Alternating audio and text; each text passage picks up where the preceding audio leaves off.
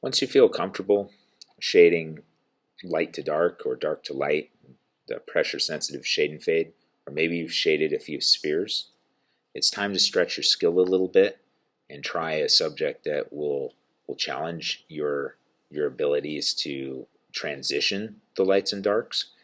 Cloth shading is a good next step for that.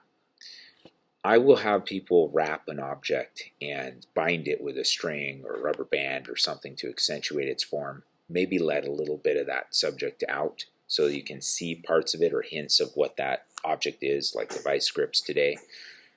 And then they're familiar with the cloth. They've arranged it how they want it. And so they're dialed into observing those individual wrinkles and those areas of darkness.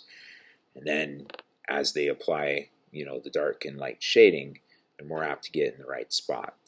Even with that, you're still going to make a lot of mistakes. You're going to want to, lighten it, use an erase or erase out, shade back in. You're going to want to squint your eyes. The eyelashes will throw your eyes out of focus a little bit, so you're more apt to focus on where it's actually transitioning light to dark. The eyelashes will also darken the field of view a little bit so that you are more apt to shade darker. 9 out of 10 people shade too light.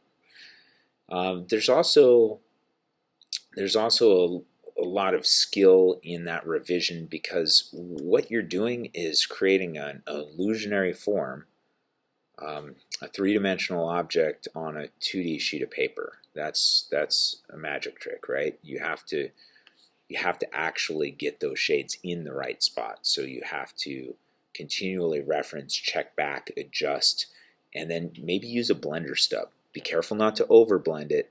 A lot of new artists overblend with the blending stub, but I use it just for the lightest spots, because it's hard to get really light shades that aren't quite white, and so the blender stub does an excellent job of that.